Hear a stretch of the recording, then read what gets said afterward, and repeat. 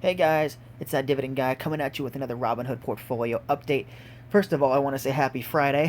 Hopefully, everybody had a great end of the week. Hopefully, everybody made some money. Everybody had a great green day at GGD in the market. You know, I always wish the best for my viewers and subscribers. And speaking of subscribers, we just passed 450, which is crazy. So if you haven't hit subscribe yet, go ahead and hit that red subscribe button. When you do, hit the bell notification so you stay notified about all my YouTube videos. I post Monday through Friday consistently. Every weekday I post an update on my Robinhood portfolio. I sprinkle in dividend increase videos in there when I feel like a quality company has increased its dividend. It's not like an ETF. Um, I've done Tesla videos. I do Disney videos. I make a lot of different content. I do try to keep it pretty specific on dividends, but I've done other diversified content as well. So guys, today we're going to go over the overall portfolio and how we've performed and all those stats. Then we're going to go over the individual holdings of the portfolio. Then we're going to look at the watch list, whether I would or wouldn't buy it, and then we're going to look at Apple and Disney as well. So we're up about $130 today. For the week, we're down 704, down 3.5%. For the month, we are down 813, down about 4%. 3 month mark, we're down 1900, down 8.5, 8.8%. For the year, we're down 1600, down 7.5%, and all time, we're down 632, down 3.1%. So not doing too bad, not as drastic as it has been. You know, nothing greater than like 10% here. So not huge losses, but not great either. So I'm happy with it. It's decent. I know I'm below 20k, which is crazy because if you guys look at it, I was up to like 23, I think. Yeah, 23k. So that's crazy that it fluctuates that much. It's like a $4,000. We're up a bunch there, but that's okay. We'll get up there eventually. Jumping into the individual stocks, starting with Realty Income, one of my personal favorites. We have 15 shares of this Dividend Aristocrat. That's the monthly dividend payer. $867.90 is our market value. Average cost is $45.38. 4.38% of the portfolio is in Realty Income. We are up $187.20, up 27.5% on Realty Income. This is one of those stocks that I want to add more of, and especially at this price at $57. I think it's a basement bargain here. About $30-ish of upside in the stock, like $28 of upside in the stock. Perfect spot for me to buy it. It's just, as you can see, my average cost is 45, so I would be going up, but this is one of those that I'd make an exception because I'm such a big fan of the company. And I believe in it, and I love the way it structures its business. So this is one of those rarities where like I really wouldn't mind. I would say anything under 60 is a good deal. I know I'd boost up my average cost, but this one is just one of those that I love so much I probably would just buy it. I mean, this is one of those, like I said, it's an exception for me. I'd buy it anywhere under 60 for me is definitely a steal. Because even look at that, even at $60, you have $24 of upside from the high. So it has plenty of upside. It's just higher than my average cost, but I wouldn't mind increasing it as long as I still had that $15 to $20 upside, which I would at $60 flat. Next, we have Altria Dividend King. We have 149 shares, $5,300 of equity, of market value. Oh, my bad. 43.61 is our average cost. 27% of the portfolio is in Altria, down $1,100, down 17.5% on Altria. This is another good cost on average opportunity. I just don't want to take advantage of it because, as you see, I have 27% of the portfolio in Altria. I know I'm very focused. That's because Altria drops a lot. But next we have a king in Coca-Cola, 20 shares, $960 of market value. Average cost is $51.26. 4.8% of the portfolio is in Coca-Cola, down $64.30, down 6.27%. And right now at $48, yeah, it's got enough upside for me. About 12. Yeah, it needs to be down to about 42, I think. $42 price range. But I'm down on it. Oh, yeah. But from the 52 week. Oh, sorry, I looked at the wrong thing. Dang it. My 51.26 is definitely a buy for me right here. FRT at 69, 46 is a steal. Literally double your investment. Jeez. Sorry, literally double. I only have one share. $70 of market value. 113.40 is our average cost. 0.35% of the portfolio is in FRT. Down about $44. Down 30 9% on FRT. This one is the one that I would be buying if I had cash right now. I'd be pouring into FRT because it's the only Dividend King that is a REIT, and I love the business model, and I love where they place their malls. I've done a lot of research on it. So I love the company. I wish I owned more, but I just can't allocate funds to it currently. Next, we have Lowe's, a quality dividend king that did a 9% raise for me this year. We have 2 shares, $316 in market value. Average cost is $100.86. 1.6% of the portfolio is in Lowe's.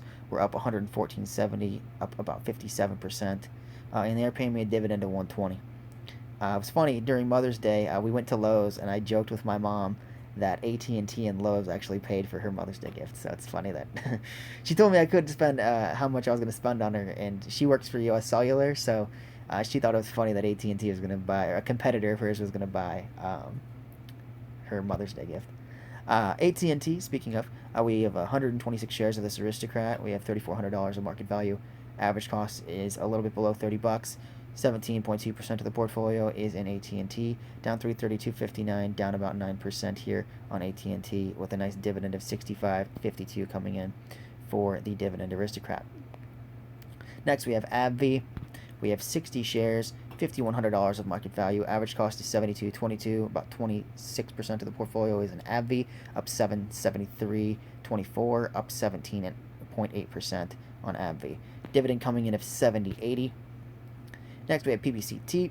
We have 13 shares, $138 of market value. Average cost is $10.80. 0.7% of the portfolio is in PBCT, down $1.69, down 1.2%. Dang, so that's still cheap though. 10.80. Yeah, good cost on average opportunity there. This one doesn't have a lot of fluctuation, as you guys can tell. So it's $10. It got up to 17 and its lows 9, so we're buying it like $1, right? Seriously, it's like about $1 off its lows right here with $7 of upside per share. So still upside. It's just kind of it's impossible to really get this one with my $15 needed because it's such a cheap stock. So I decided to buy it at 10. But I do like the company. It's a quality dividend aristocrat. The only bank I really want in the portfolio. I've been burned by banks in the past, meaning Wells Fargo. You guys can check out my video on that, stocks I've sold. It's in a playlist. I sold Wells Fargo because they cut their dividend by like 80% or something crazy. It was insane. Yeah, so PBCT is a dividend grower, and that's the kind of company that I want to own. It just helps that it's a bank. It made me kind of restore my faith in the financial sector simply because it's got such a great record of dividend growth. Next, we have J&J, Dividend King. We have 2 shares, 247 or 274.22. Sorry, I'm tired, guys. You can tell. 135.79 for our average cost. 1.38% of the portfolio is in J&J. We're up $2.64, up about 1% on J&J, and at 137, it's a buy for me. Then we have a King and 3M at about $160. We have 2 shares, $319.92 market value. Average cost is $147.28. 1.62% of the portfolio is in 3M, up 25.37, up 8.61%. And at 160, it's definitely a buy. I don't know if it'd be a buy. I think it's above my average cost. Yeah, 147. According to my average costs on most of these stocks, I'm weirdly up on a lot of them. But if you're getting in at 160, the 52-week high is 82. So you have about $22 of upside. So it's enough for me to currently buy it, actually. I know my average cost would go up. But this still has enough upside for me to buy it, just like J&J did. Then we have Walgreens at $34.04. We have 6 shares, $204.24 of market value. Average cost is $39.92. 1% of the portfolio is in Walgreens, down $35.25. 14.7% of the portfolio, or it's down 14.72%. Sorry.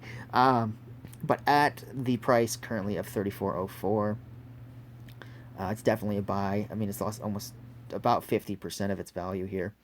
Pretty crazy, right? Let's take a look. Yeah, about 40%, sorry. About 40% of its value. Dang, it's lost money over the last 5 years, too. But it's almost a dividend king, so honestly, falling stock price doesn't bother me here. The lower the price that I get it at, the better the income that I'll generate. So next we have ExxonMobil at 32. They got slammed. I believe they had earnings today, and apparently it wasn't a great call. I do know that they kept. There was my stepdad listened to the call. My stepdad invests as well. I actually got him started investing, but he actually listened to part of the ExxonMobil call. I was at my job interview. Sorry, my first day at my job. So I couldn't listen to the call, but apparently they just kept asking the CEO of Exxon, "Is the dividend? Are you going to keep it? Are you going to keep it? Are you going to keep it?" And he's like, "Yeah." So he sounds like me. I keep getting questions about it, and I'm just going to reply with yes. I'm comfortable holding Exxon. They have faith in their ability to pay and grow their dividend. So that's all I need. That's all I need is to hear the CEO say they're going to keep doing it, and I trust the CEO. So at 32.65, we have 84 shares, $2,700 in market value. Average cost is 53.20. About 14% of the portfolios in ExxonMobil. We're down 17.26.47, down 38%. And at 32.65, at 32.65 it is a buy, but at my average cost of 53.20, which is what I've been basing it off of. Sorry guys, that's $20 below, or almost $30 below where it's at. It's at 32. Yeah, $30 below where I bought it at. Or no, sorry, 20. Jeez, sorry guys, I told you I was tired. It's at 53, or I bought it at 53, and it's at 32. So it's dropped $20, about 20 bucks. And at my average cost of 53, it's still got $20 of upside. So it's definitely a buy here. That's the thing, guys. If I bought it at 53 and it's down to 32, I'm comfortable buying it. I don't feel like that was a bad investment at 53 because, as you guys saw, I go for $15 of upside in the stock. I had 20, so I had more than my calculated amount for upside per share. This just helps. So anything I buy after here is just extra. It's like cake with sprinkles on it, and they just lit the candles. Like I'm gonna blow it out and make a wish. Um, Next we have Aflac at 33.95. One share, 33.95 is our market value. Average cost is 35.75. 0.17% of the portfolio is in Aflac. We're down $1.80, down 5% on Aflac. As you guys can tell, at 35 is where I bought it. At 55, we had $20, about $20 of upside. So here's definitely a steal at 33. That finishes out the portfolio. Next, we have the watch list. Cisco at 55, I can tell you it's going to be a buy. Got about $30 of upside. PepsiCo at 134, 147. We have $14 of upside, which I would definitely be buying PepsiCo at this price. I love the Lay's part of the snack foods part of the business. I think that's the only way that they're going to beat Coca-Cola. They're never going to beat, I don't think they're ever going to beat Coca-Cola being the number one selling beverage in the world. Coca-Cola is in so many restaurants. They have such a big moat. I think Coca-Cola is a better soda and a better soda company. But just because it's a better soda company does not mean Pepsi is not a better company overall, which I think it is.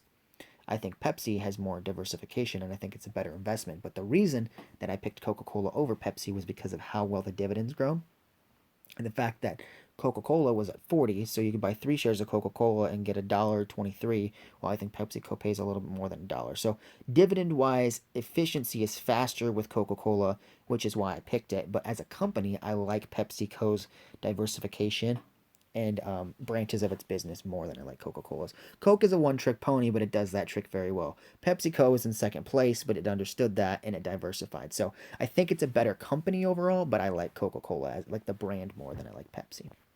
Then we have Kimberly-Clark at 132.59, which I think is a steal.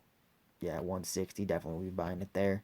It's $28 of upside, or 27 and change. 78.89, not enough upside, but this is one of those that I just make an exception, and I would buy Colgate because I use Colgate toothpaste, and it's a king, so has the status I want, fits everything the portfolio needs.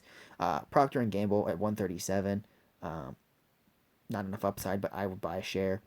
I just initiate a position because it's such a quality company. It's so diversified. Essex Property Trust is a steal at 300, so at 204, it's a snooze. I'm definitely taking it. It's a no-brainer here. Black Hills at 56, at 87 is the high. Definitely $30 of upside. I'm taking that. I only look for 15, so this is double the upside that I look for. So a great time to get in. If I could, I would. And a nice dividend and a phenomenal dividend growth history as well. So Black Hills checks all the boxes. Definitely will be added into the portfolio. And McDonald's at 213, 231 gives $18 of upside in the stock. Definitely buying McDonald's here. I only want $15, and I can always initiate it. I can always add at a lower price. Apple at 108. Oh man, I just joked with my mom. So I just started my job today. So today is the first day on the first day on payroll, right? And I just joked with my mom that I wanted to borrow like $200 or $250 or something because I was gonna buy Apple stock. for my birthday, which I think is Tuesday or Wednesday. Um, Not this week, but next week. Um, and I joked that I wanted to buy Apple. I might do that. My goal is to get my emergency fund up. That's the logical thing to do. That's the smart thing to do. That's what I'm going to do. But I might cheat a little bit on my birthday because I'm not really doing anything to celebrate this year, and Apple's my favorite stock in the entire market. So I want it in the portfolio. At 108, it's a no-brainer. It's got almost $30 of upside in the stock. I'd have to buy it there. I would be ticked if I'm ticked I can't buy it. Let's just be honest. I'm mad. I can't buy Apple right now. Then Disney at 121. Um, 30 $32 of upside. I look for 15. Disney is a juggernaut. It's one of my favorite companies. It's one of the companies that I'm rarely loyal. Like I'm very, very loyal to. Um, it's in every kid's heart around the world. So I definitely want to own some Disney in my portfolio. And keep in mind, guys, I think content is king. And Disney, I honestly, Disney has the best content in the world. I think on the planet. I don't think anybody really holds a candle to Disney when it comes to not only their library, but what they're adding to their library. Like the consistency of just record breaking content when it comes to movies. They have their own channel, they have TV shows. Like the music that they've made for the movies is just such a great like essence that Disney just brings to the table that nobody else has. Even Warren Buffett said it, years and years ago that parents look for a Disney movie. Parents don't look for a DreamWorks movie or a Comcast or whatever, um, whatever competition. They go to Disney because they know that they can trust Disney. They can pop that in and the kids can watch it, and the parents can go about their lives not having to worry about what's in the movie. They trust the company. And when you have parents that trust a company and kids that love a company, the odds are, let me rephrase, when you have parents that loved a company or still love the company and they bring that into their household, you really can't beat that as a company. Generational, being shared by generations is really what a company should do. And Disney definitely hits the nail on the head there. And at that price, I'd definitely buy it. So, guys, right now, the best buys for me in the portfolio, ironically, is not Best Buy. Sorry, I had to. Um, FRT is just such a great buy right now. I wish I could buy it. AT&T is the same way. PBCT I would say is a decent one as well. But then ExxonMobil is just phenomenal. Like I want to say I would buy Aflac, but look at that, guys. Exxon pays more than double the dividend, and it's cheaper, so it's definitely the better buy. For the companies that I would want to initiate a position in, PepsiCo is honestly my favorite out of the three, but Cisco is the best value. Um, SX has been the stock to buy for months, and I'm just ticked I can't do it. And then Black Hills, Apple, and Disney should all be added to the portfolio like yesterday. I would buy McDonald's as well though. That definitely changed from past days. McDonald's is down enough that I'd be comfortable initiating a position, but I would much rather take Black Hills over McDonald's. But anyways, guys, with that being said, sorry, I know I'm a little dreary. I know my voice is kind of messed up, but I wanted to give you guys a video tonight. I think it's really important. Like I said, I'm trying to be consistent, which even means on a hard day, I got to put out a video. So sorry for the slip ups. I probably messed up a couple numbers during that, but you got to respect the grind. It's a couple. I'm gonna be burned out every once in a while, and that's what this is. So first day back at work, I had to flip my schedule, so it was tough, but we made it through. But anyways, guys, if you love the consistency, if you respect the grind, if you respect me, being honest, transparent, making mistakes, live on camera, and laughing, laughing about it later. If you respect the grind, then hit the subscribe button. It really does help the channel. It helps me. It helps me stay motivated. It really pushes me through days like today. So thank you guys so much for watching. Remember to hit the subscribe button, and I'll see you guys on Monday with another Robinhood portfolio update. Take care, guys.